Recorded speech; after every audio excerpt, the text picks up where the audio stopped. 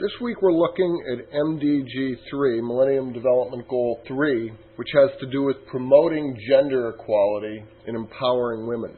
In the United States of America, when we think of gender equality and empowerment of women, as often as not we're talking about one of two things. We're either talking about the fact that women are stereotyped into specific roles, like we tend to think of doctors as men, nurses as women.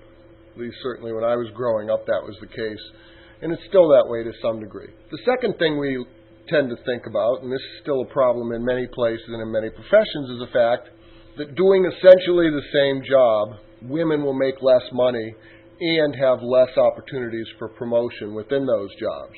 Those are serious issues for people in the United States of America, but when we're talking about gender equality and empowering women around the world, the issues get much more serious. For example, as you're going to see in some of your readings, so I won't go into a lot of detail, but for example, in some countries where it's preferable to have male children instead of female children, or they believe it's preferable, they will actually abort children that they find out are going to be female. Or, even once they're born, they won't take care of the female children the same way that they take care of the male children because they don't care if they live or die. So when we're talking about gender equality, just don't think of it in terms of what we think of it in the United States. This isn't just an equal rights issue. This is an equal rights to life issue. And you're going to see some of this. Taking gender seriously, the UNDP report that I've put up that I'd like you to read, it's a 16-page report. It points out that of the world's 1 billion poorest people, 3/5 of them are women or girls.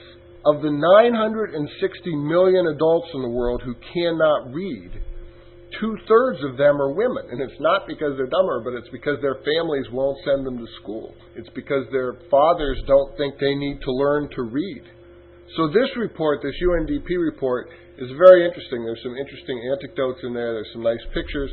But you really need to start to get a feel for what's happening in the world and why gender is such an important part of what we're doing with the Millennium Development Goals. The next report that I've put in there really brings this home. I'm only going to have you read chapter 1 of this, but if you're interested in it, read the whole thing.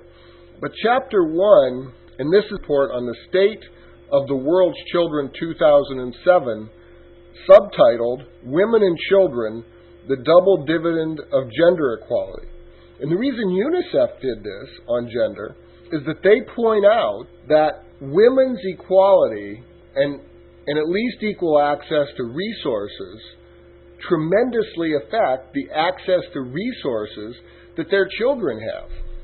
And it shows why gender equality is important to the health and well-being of both women and their children. Also, I'm going to have you read the first national report of Millennial Development Goals in Moldova again, that chapter that covers this goal, which is pages 31 to 34 in MDG 3. It's interesting because you'll see some of the things that you would expect in other parts of the world you don't see here. And yet, because of women's place in society and a lack of empowerment of women, there is a big problem here in terms of domestic violence.